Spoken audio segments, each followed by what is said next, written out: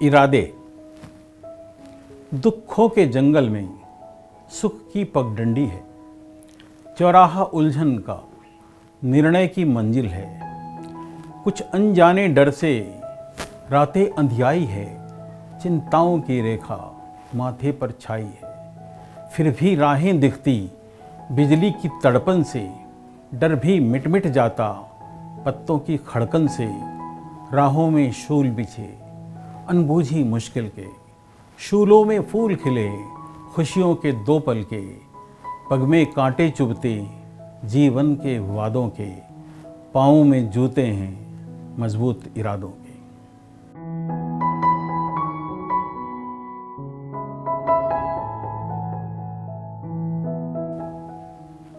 कुछ ढूंढता हूँ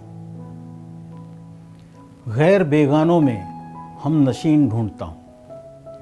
मैं अपने पाँवों के लिए ज़मीन ढूंढता हूँ। दिमाग का हर काम तो मशीन कर रही, दिल का भी करे काम वो मशीन ढूंढता हूँ। हर शख्स दगाबाज है, किस पे करे यकीन, हर शख्स में जरा सा यकीन ढूंढता हूँ। मतलब परस्त दौर में बदसूरती भरी इंसानियत का चेहरा एक हसीन ढूंढता हूँ।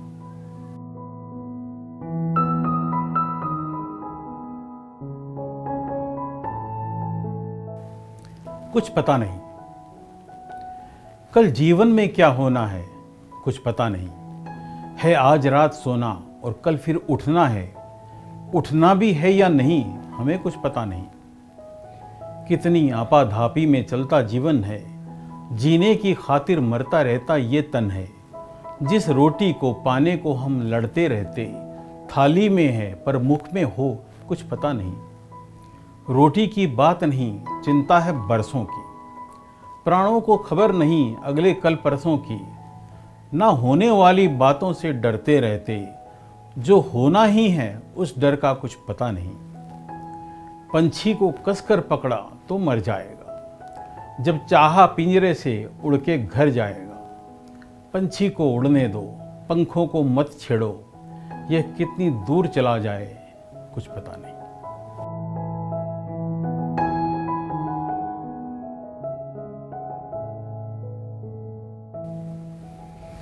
कैंसर।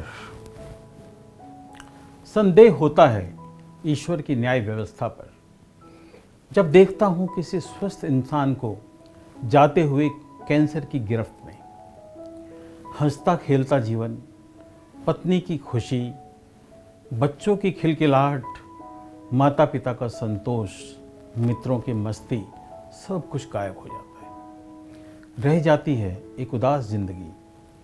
बाथरूम में खुलकर रोने के बाद बाहर आकर पत्नी की झूठी मुस्कुराहट, स्कूल से लौटकर सीधा खेल के लिए दौड़ लगाने वाले बच्चों का सामान्य से अधिक समय देना, बात बात पर अपनी बीमारी और ज़रूरतों के जिक्र की जगह माता पिता की बातों से शिकायतों का गुम हो जाना, होली दिवाली दिखने वाले रिश्तेदारों का निरंतर आना जाना, बेदर्दी से घेरकर पार्टी लेने वाले दोस्तों का बाहर चलने का आग्रह, और इन सब के बाद अपने अकेले का समय सर पर हथौड़े से मारता है। क्या होगा पत्नी का, बच्चों का भविष्य, माता पिता का बुढ़ापा, बीमारी का कर्ज और भी सैकड़ों प्रश्न। ईश्वर उत्तर दो, क्या औचित्य एक पूरे परिवार को एक साथ दंड देने का। कौन सा साझा पाप पुण्य है, कुछ समझ में नहीं आता। बस लगता है ये ईश्वर विश्वर सब बकवास है, मनगढ़ंत कहानी है। मृत्यु से कौन डरता है, मृत्यु से कौन डरता है।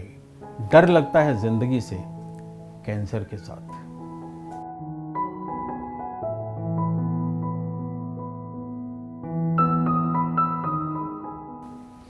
क्या हुआ जनाब, एक प्रश्न पूछ ही लिया तो क्या हुआ जनाब। क्यों तिल मिला गए कसम से, क्या हुआ जनाब। उत्तर न बन पड़ा तो क्यों तैश खा गए। क्यों बात बदलने लगे यूं, क्या हुआ जनाब।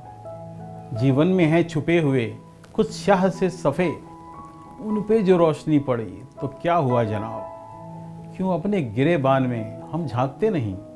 औरों पे तंज कस लिया तो क्या हुआ जनाब?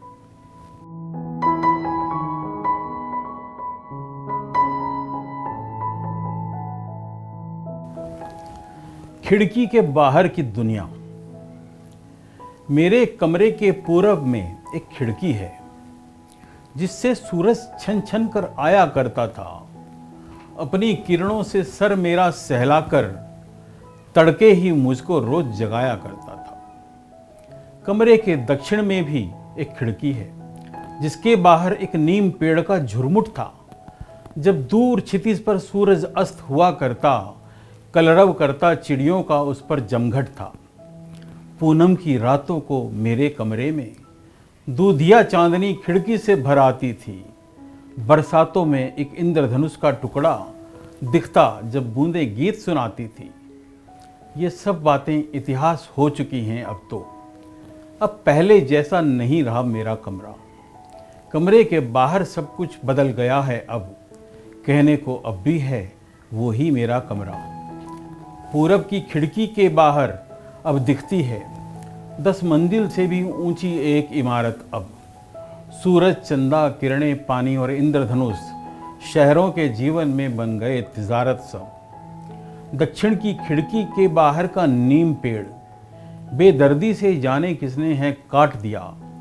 वो झुरमुट, वो जमघट, चिड़ियों का कोलाहल जैसे जमीन के अंदर ही है गाड़ दिया। मुझसे बिन पूछे लूट ले गए मुझसे वो। थी मेरे कमरे में छाई मेरी खुशियाँ, मेरे हिस्से का आसमान भी छीन लिया। मुझसे छीनी खिड़की के बाहर की दुनिया।